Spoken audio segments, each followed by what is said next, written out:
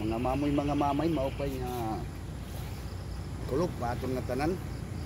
Yan nga oras, alas 5:20. Pag malayo ng panahon, madaro-dalong dumit kalangitan. Yung kanina mauran-uran maupay pala yan. Yan ang pala nahuraw. Ano ito na nananabuti ako. Kaya para makita tayo itong kamutangan kuntan dagat ang aton kalangitan. Amo itong mga mamayan na itong sitwasyon yan at aton bandad may dagat. Adi kita ngayon ha diversion. Upay kay baga diri makuan itong hangin.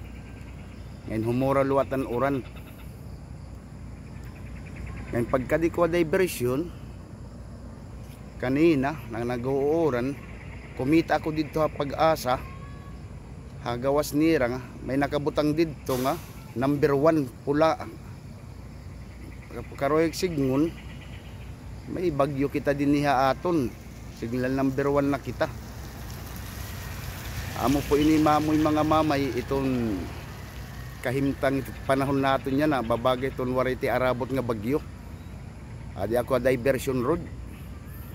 Anak ko nito nga makita ba itong dagat pero kay may daman gihapon baga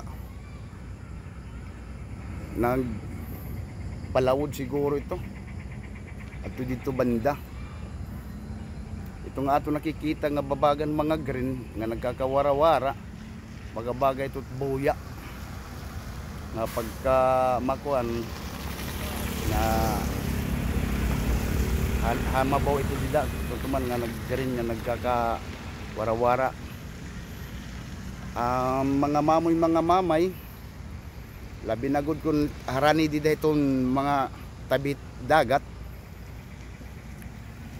Kung maihimo pamatigod kita itong bandilyo ito na atong barangay pasabot kay baga nasundang kuliwat kanina ang taga fire babagahan nagbabandilyo luwat ira kung baga hadto nga mga yakan ng mga kalagsan bandilyo amo po ini yana maupay kunta kung baga diri dumaki kung diri mag nga bagyo mawara din diri ko kanya aton amo po ini kay baga magkulbanalak din niya ato nakatbalugan nga terminalan ako kuan kitit bagyo kakarurubat panimalay naton nga aton mga kabugtuan sabi na kung ligi ditong tabi sabi na kung nakusog itong balod nataob amo po ini mga mamoy mga mamay masirum na madalumdum na alas 5:30 pala yan nga pana yan nga itatong pangurason.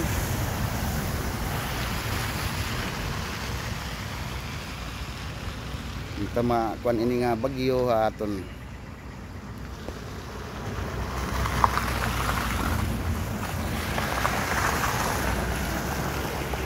Man. Mate ko ito banda atakwala. Mate ko na malawod dito. Amo ito kahimtangit aton makidabi baga waray balod na aton makikita o maaabat ayan ang mga pangurason serum na didi alas 5:31 pala itong kakurulpon madalumdom nga kakurulpon man mauran-uran at atong ginaabat yan na didi hakat Balugan City, Samar. Amo na ini mga mamay. God bless na la atong tanan, manghirot na la labi nitong ada nga atong mga kabugtuan, ligid itong dagat. Pamatigod kita kung ano itong gin babandilyo it aton barangay captain, it aton nga mga barangay opisyal kung ano ira mga larang sumunod na la kita para harayo kita at mga disgrasya nga tanan.